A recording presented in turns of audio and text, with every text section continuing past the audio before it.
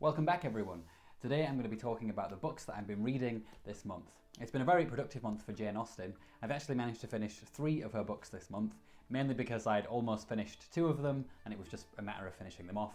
But one of them, Persuasion, I actually managed to get through in just the course of a few days. I've been listening to it on audiobook and I've been doing a lot of running, so I managed to get through the whole book. So I'll start by talking about these 3. First of all, we have Emma, which tells the story of Emma Woodhouse, a young, rich woman who has a very high opinion of herself. She thinks she is a very good judge of character, and she is actually not a very good judge of character. She's a very ridiculous character in a story full of ridiculous characters. Now this is usually seen to be one of Austen's best novels, and I can certainly see why. Emma is just a, larger than life character. But when I first read the novel, which was a couple of months ago, it didn't grab me right away, and I was hoping that with listening to it on audiobook the second time, that my thoughts would change a little bit. And I have to say that I still don't quite get Emma, and I think I might need to read it again. And I don't know what it is either. I find that the characters are some of Austen's best. Emma is obviously great. Her father, Mr. Woodhouse, who is just this sort of, kind of fey, campy man who's very useless. He doesn't do anything. He's scared of everything. You can't open a window in his house because he thinks you might get sick. I think he also hates cake for some reason. A very strange, eccentric man. And there are lots of other colourful characters like this in the story. Nevertheless, I can't help but feel like Emma is just a little bit too long. I find that Austen's best novels tend to be her shorter ones, and with Emma I just think, while there's lots of cool character work, there's just not enough of a story there to really justify the length of the book. It's still a fantastic book though. So Northanger Abbey is the second Austen that I managed to get through this month, and this is one that I've been reading for a couple of months and have just finished. Northanger Abbey is a parody of classic Gothic novels. It tells the story of a young woman called Catherine, and she goes to Bath to try and find a love interest, and the first half of the novel kind of deals with her exploits. There, she meets some people who at first seem charming, but ultimately turn out to be not so nice, a very common Austen trope. And then in the second part of the novel, she goes to this abbey, Northanger Abbey, which is home to her love interest and his family. And here is when the kind of Gothic parody kicks in. So you have the 2 halves of the novel.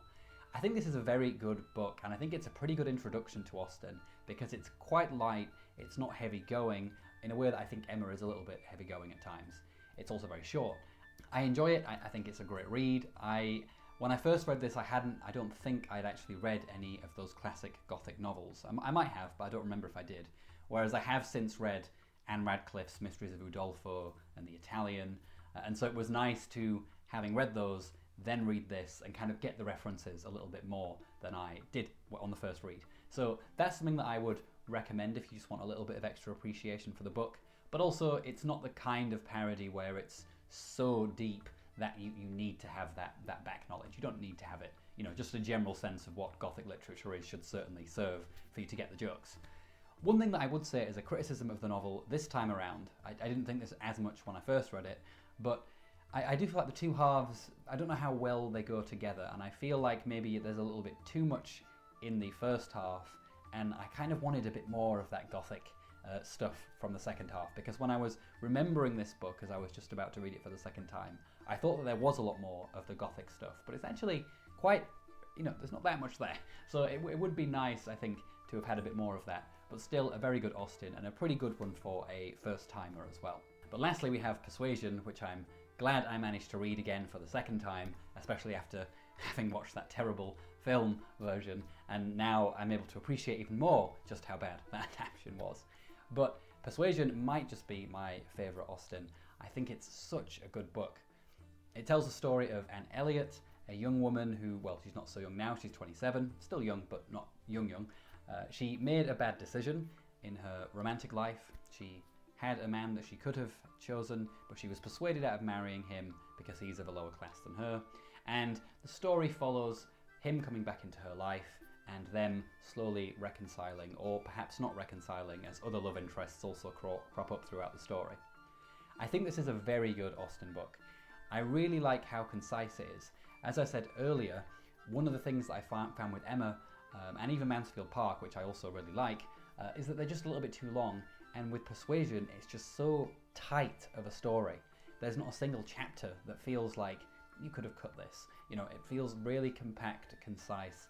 I didn't find it difficult to read it. In fact, I listened to it, but I managed to breeze through it because it's just so compact and clean. I think Austen has really, by this point, really refined her writing.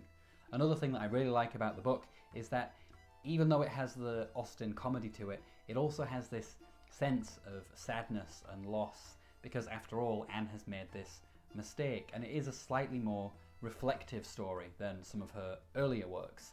You know, this is a woman who has made a mistake and is looking back on it, rather than most of Austen's other stories, which are usually very young heroines who are, you know, coming up and making the right decision when they're young. So it's a nice contrast to those other novels, because the other novels, like I say, they're very much, you know, coming of age stories in a sense, whereas this one is a little bit different. It's also quite a sad story, and one thing that I noticed is even the ending doesn't quite hint that this will be a happy marriage. Just very briefly, a spoiler if you don't want to know the end of the story, just skip ahead for a minute. But Anne does marry Captain Wentworth, her old flame, and he is a soldier. He's in the Navy. And Austen kind of says in a little line towards the end of the book that, you know, their life might not go so smoothly because, you know, if another war happens, she might lose him. And I like that because it shows that, you know, Austen has this reputation for everything having a happy ending. But I found that with this book, and I think she does it in a couple of others as well, she does sort of hint at, you know, things might not be happy forever. You know, they're happy now, they've got together, and that's great, but not everything might last in that way. So I appreciate that little bit at the end of the story. Also just a great story, and one that I will definitely be rereading again, and hopefully one that I'll be able to do an analysis video of as well, because I think there's a lot to say about Persuasion. That's enough Austen for now. I will probably do a ranking video at some point, but moving on to new books. I finally started carrying on with Anne Rice's Vampire Chronicles series. I finished Blood and Gold, I think nearly half a year ago now, and I'm finally coming back to it with Blackwood Farm. I actually just started listening to this on audiobook today while I was doing my Saturday cleaning, and so I'm not very far into it. I think I'm on maybe chapter 6, but I can already tell that well, you know, you never know, things can turn out badly, but from these first six chapters, I think I'm going to enjoy this book. So far we have the story of a recently made vampire called Quinn, and it begins with him writing a letter to Lestat, calling on him to help him, because Quinn has this sort of ghost figure that's in some way connected to him, we don't know exactly how, and when Quinn feeds off of a human, this ghost also feeds, or seems to feed in some sense, and is slowly becoming its own entity, and this thing I think is called Goblin. And I really like what I'm seeing so far in this book. It's definitely got the Anne Rice tropes. We've already had Quinn meeting Lestat, and then Lestat going to Quinn's house, and then meeting Quinn's grandmother, who tells a very long story about family history and stuff, which is, you know, just typical Anne Rice, always stories within stories, but very interesting story. Also a very interesting character, Quinn's grandmother, one of the greats. I don't really have that much to say in terms of the content, but I do think that it seems like the plot is going to be quite interesting and focused. And what I like about Blackwood Farm as well is it doesn't seem like it's going to be one of the many Anne Rice Vampire Chronicles books so far anyway, that just retread old ground. You know, that is one of the issues when she has stories that focus on characters that we've seen before, is that you get these lulls in those books where we have to cover the same ground again. Sometimes she manages to do that quite well, like in Blood and Gold, I think she manages to do that quite well. Sometimes she does it less well, like in Pandora, where she just glosses over the past stuff, which is good, but doesn't replace it with a good story. So these are, you know, so in general she can be quite hit and miss with that, but I think, or hope, with Blackwood Farm that's not going to be the case. Definitely glad to be reading Anne Rice again. Next up we have another classic, this time a comedy by Shakespeare, The Comedy of Errors. I recently found a book by the critic Harold Bloom in a bookshop for £6 called Shakespeare, The Invention of the Human. And what I decided to do, rather than read this huge, fat book in one go, especially because I haven't actually read or watched many of Shakespeare's plays, what I would do instead is I would pick a play, watch it, read the essay, and then read the play, and then read the essay again, and work through the book in that way. And I'm going through the book, the plays in the book in chronological order, and starting with The Comedy of Errors. And wow, what a comedy this is. It tells the story of two sets of twins, of course. We have Antipholus and We have Antipholus of Socraus and Antipholus of Thebes. I'm not sure if I'm getting the names pronounced there very well, but then these are two merchant brothers, and then we have their manservants, Dromio of Socraus and Dromio of Thebes, and these two are also twins, and they've been split up, separated at birth, and the story kind of revolves around them coming together in the same city for the first time and constantly mistaking each other. So one of the Antipholuses sees the other one's manservant who looks like his manservant, and then comedy ensues, and there's lots of beatings of these servants who really do take a hard kick throughout the whole thing. It's a hilarious comedy.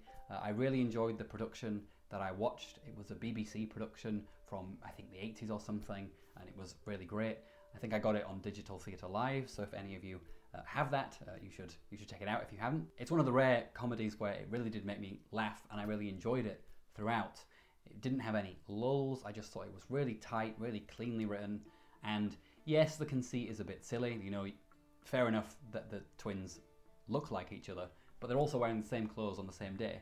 But, you know, it's comedy, it's kind of nonsense, it's just fun, and I really enjoyed it. And definitely a good start to the Shakespeare readings. Also, it's not one of the comedies that I hear people talk about very much, so if you haven't read The Comedy of Errors, I definitely would recommend giving it a go. Next up, we have my carrying on with the Harry Potter series. I'm now on the third book, The Prisoner of Azkaban, almost finished with that one. You can already tell with the third book, I think, that Rowling is really progressing as a writer by this point. At least in terms of the themes that she deals with in this book. It just feels like her characters are starting to become a bit more nuanced, having a bit more depth to them.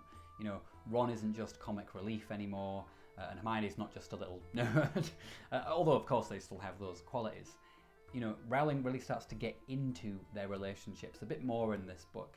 And I think a part of why she's able to do that is not focusing so much on the kind of, you know, the big mysteries that we had in the first two books. We have the big mystery with the Philosopher's Stone and Nicholas Flamel, and then in the second book, the big mystery and the kind of scariness with the Chamber of Secrets. It feels like the third book, because it doesn't have that big antagonist in the same way, it just allows Rowling to build out her world a bit. We get Hogsmeade, but also build out her characters. I really like, and it's one of the things that I could always remember from listening to the series on audiobook in my grandma's car when I was little, the bit when Ron and Hermione fall out because Ron thinks that Hermione's cat Crookshanks has eaten his rat Scabbers. And I just remember, I don't know why, but it was always one of those things that I really remembered as a kid. And because I didn't listen, I think I only listened to the audiobooks once a week, because I saw my grandmother weekly, it seemed like that was dragged out for a long time. Obviously, it's only a couple of chapters in the book.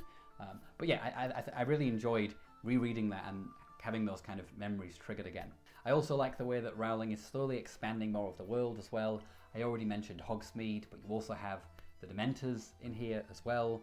Obviously, we have Harry's family kind of expanding, and yeah, it's just a really enjoyable book. And I think it actually was my grandma's favourite book, and it might be mine. So far, I think it certainly is my favourite, but we'll see how we go as we progress. And last on the list, we have a book that I have been wanting to buy for a while, but I've been putting it off. But I decided to go with it, and this is Allum by PJ Harvey. PJ Harvey is a singer-songwriter normally, and that's how I know her, is through her music. And I heard that she'd written this book, and I sort of, you know, kind of was in the back of my mind, and I thought I'll just look up and see what it's about. And it's actually a collection of poetry that's strung together with the story of a young girl, and it seems to be about her experiences in the woods and in her imagination in the West Country. And what's also interesting about the poems is that they use the West Country dialect, which I think hasn't been done, you know, for decades, because it's just a dialect from a very specific place in the UK. So it's not something that's really been used in literature. I'm not very far in yet. I've only really got to the kind of scene-setting poems at the beginning, where she gives us a list of all of the cast of characters, and she has some great lines in there. And then we get to the introduction of, I think she's called Ira Abel, who is the protagonist, and we have a couple of poems introducing her, and then a poem called Underwhelm, which is the name of the place where she lives, and it's a poem about this place, which doesn't seem like a very nice place. It seems like a pretty terrible place to be honest. It seems like there's lots of undercurrents of violence and sex and all kinds of disgusting diseases, and it's incredibly dark, or at least that particular poem is. And I don't have much to say about it because, like I say, I've not read much, but I'm really enjoying it, and I like that it's poetry that's tied with a story, because as someone who doesn't read that much poetry, and when I do read poetry, or when I have, it's tended to be narrative poems like Fairy Queen. It's nice to have that because it's what I know a bit better, you know? So I'm looking forward to carrying on with this. It's always interesting when someone who's an artist in one area moves into another. You know, I think sometimes there's a tendency for people, I think, to just immediately write them off. You know, almost like, who are you to move into this field that's not yours? But I don't feel that, especially with this book. I feel like PJ has really taken her time with these poems. You know, she learned the dialect, because it's not just like, you know, the West Country dialect now, it's like old school West Country dialect. So she's really engaged with it, and she's really taken her time to produce these poems. And I think you can tell, or at least it seems to me that I can tell, just from reading what I've read. And it's something that she's done elsewhere, even in her music. You know, with one of her albums, she learnt the piano for that specific album because that's what she wanted to do. And so, yeah, I'm hoping that it will live up to my expectations at the minute, which are pretty high. And I'll definitely talk about it on the channel once I've got through it. Alright, so that's everything that I have been reading this month, or have read this month. What have you been reading this month? Let me know down in the comments. But otherwise, take care everyone. I'll see you all in the next video. Ta-ra!